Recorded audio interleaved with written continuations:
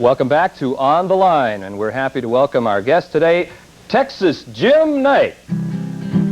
I'm back in the saddle again. I where a friend is a friend, where the longhorn cattle feed on the lonely Jimson weed. Back in the saddle again, riding that range once more. Toting my whole 44, where you sleep out every night and the only law is right. Back in the saddle again, ruby-tie-I-O, rocking to and fro. Back in the saddle again, ruby-tie-I-A, I go my way. Back in the saddle again, oh yes, I'm back in the saddle again. All right. Have a seat, Jim. All right. And let me jack in your cord so you can hear the phone calls that'll be coming in. Okay. Welcome to On the Line.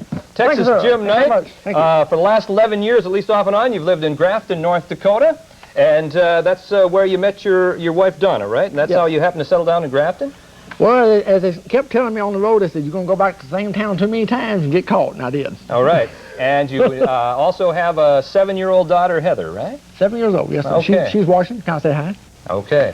You may be able to detect a bit of the drawl that Texas Jim has, and if you suspected Texas Jim's originally from the South, you'd be right, from Hopkinsville, Kentucky, Hopkinsville, right? Kentucky, yes. Okay, well, tell us, you also spent some time out in the western part of Texas, right? Around Abilene, Texas. And then I went up to Oklahoma, and I've done some ranching up there, some riding horses through Oklahoma and Texas, and then through New Mexico.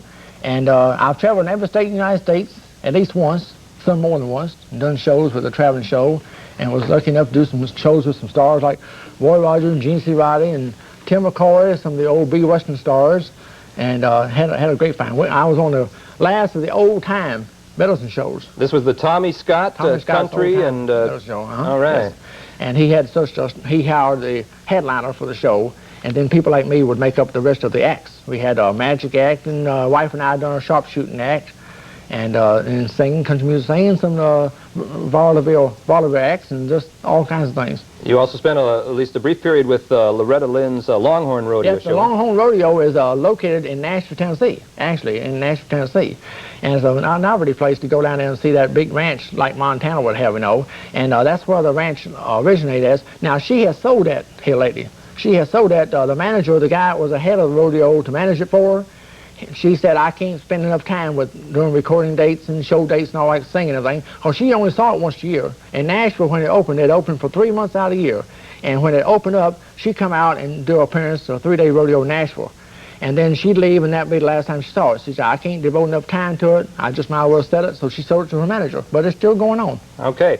Now, we talked about, or at least we've been promoting your appearance, real cowboys as opposed to show cowboys. Well, they aren't necessarily exclusive terms, right? I mean, there have been show cowboys who also were real cowboys in your definition too, right? Right. Tim McCoy always said, he said, I'm a cowboy trying to be an actor, and said some actors trying to be cowboys. Okay. So, but no, it's a lot of the same. It goes well. Now you take Roy Rogers. He came from is he your favorite cowboy, Roy Rogers? Well, he had to be, I guess, one of my favorites. There's something about him. I like all the guys. I watch all of them. I got several different copies of all the movies. But there's something about him that stands out because it's nothing phony about him. He's a way, like if he was sitting here doing a show with us today, and then he walked out of the studio, walked over to Kmart, and you saw him, I shouldn't have said that, got a plug here. But anyway, he walked over there and you met him, he'd be the same way he was when he was sitting here. Same thing. Well, that's what makes people like we've always thought that one of our news anchors here, Charlie Johnson, has an amazing resemblance to Roy Rogers. Well, he can't be all bad. No, he's not. Well, okay, there's Roy Rogers, and I think when I was growing up, I think perhaps among all the cowboys, some were big. I think Roy Rogers was the premier cowboy, and then Gene Autry, Rex Allen. You know a lot of those guys, right? Rex Allen and Hopalong Cassidy makes me feel good about getting a little older. Hopalong Cassidy didn't become that character until he was 52 years old. I said, well, I got a little time left over there. You kept asking me to throw trivia questions at you in terms of the cowboys. I can't remember offhand. What was the name of Hopalong Cassidy's horse? Topper. Topper. Oh, yeah, I should remember that. Topper. I guess we've got a call coming in already. Ready to take a call? Oh, I'm ready. I'm ready. You're on the line with Texas Jim Knight. Yes. Does he have any records at this time? Do I have any records? I have one. It hadn't sold that much because it's my own labor. I have my own labor. You're your own distributor? My own distributor and my own. I do the passing out and collecting money and the whole bit. No. Okay. It makes What's the title of it? Well, one side is Green Grass of Home. Oh, right. And the other side is a honky-tonk tune that a boy wrote for me called Holding Back the Teardrops. And that's the song I sing when the record sales ain't going too well. But it's my own, it's my own company. It's my own company that I put Wagon Wheel Records. I got to have everything with that Western flair to it. No, it's called Wagon Wheel Records. And if you like a copy of it, it makes a good frisbee. But if you like a copy of it, just contact me in Grafton, and I'd be happy to send you a copy of it. Okay. And you've been working on a Western museum up there too, right? Or you would like to get one? They got a heritage museum in Grafton. I would love to get a museum in, but it had to be a building where I'll be sure it wouldn't leak. And of course, y'all's element of weather up here, the elements are a little bit different down south. Of course, we have a lot of dampness down there, but I wouldn't want it to leak and all because I have a lot of paper goods and all. Along with making a record, you also you made a movie, but it never got released, right? Well, Sunset Carson, he's in the B Western. At one time, Sunset Carson, Allie Rocky Lane, Don Redberry, Roy Rogers, Bob Livingston, and Sunset Carson. Have I repeated anybody twice? Sunset Carson. Well, it's another guy in there, almost forgot. Okay. But they were the 6 top cowboy movie stars at Republic Studios. That was the Republic stables of Western stars. Okay? And it was sort of a comeback movie. Him and Ken Maynard made a movie, and I was in it. I'm just one of the guys you see off in the distance there, just getting blowed up out of a shack and getting shot off on a horse and all that stuff like that.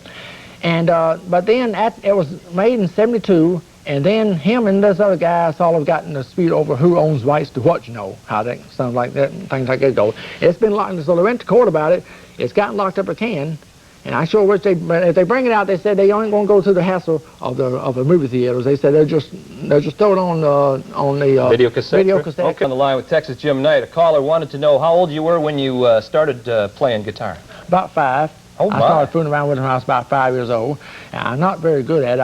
I just play for my own amusement, or play for my own singing and everything. But I think one caller wanted to know if they thought perhaps it's a little hard to make a living as a cowboy right now up in Grafton. So what are you doing for a living right now? Very little. I'm between contracts, as they say in show between business. gigs. Between gigs. Okay. But I'm riding horses for people, and I do some horse riding for people who want to. How old were you when you started riding horse?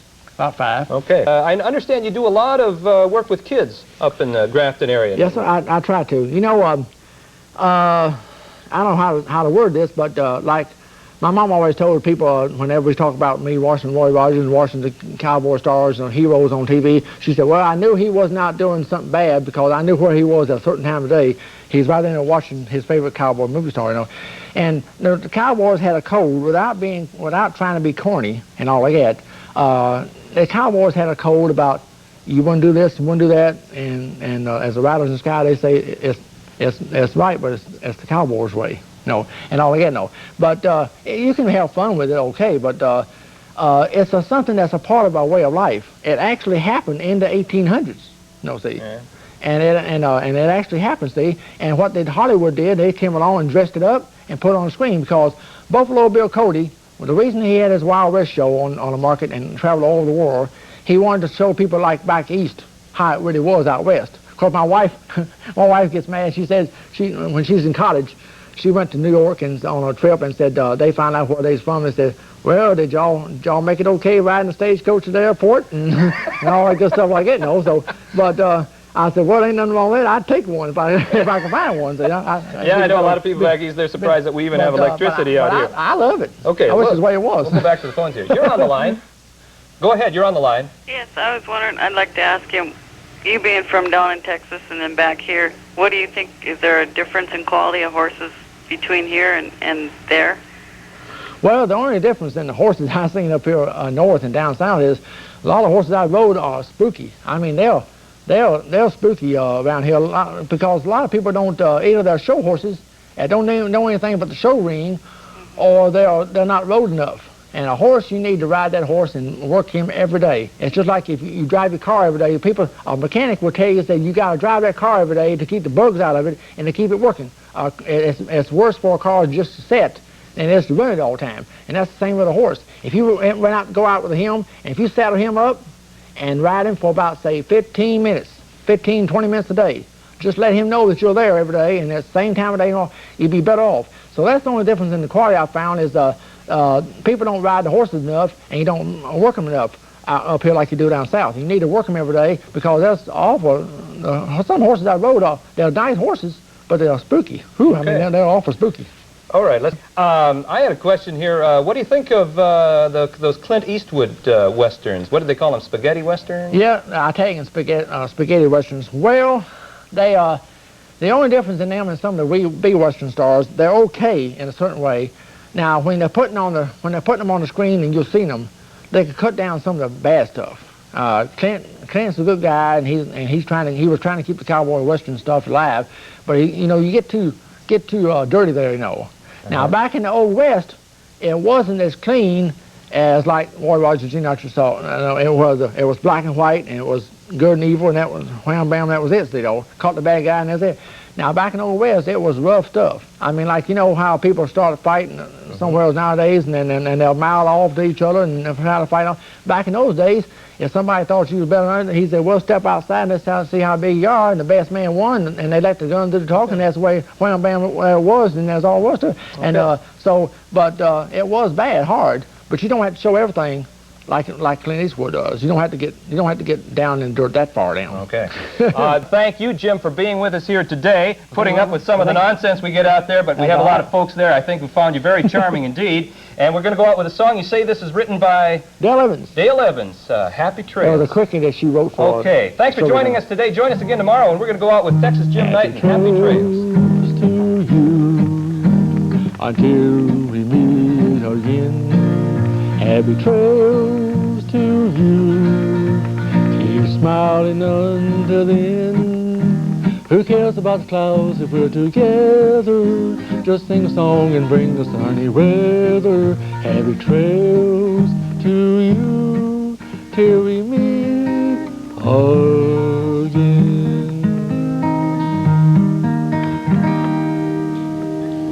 Thank you very much, Jim. Adios. Okay.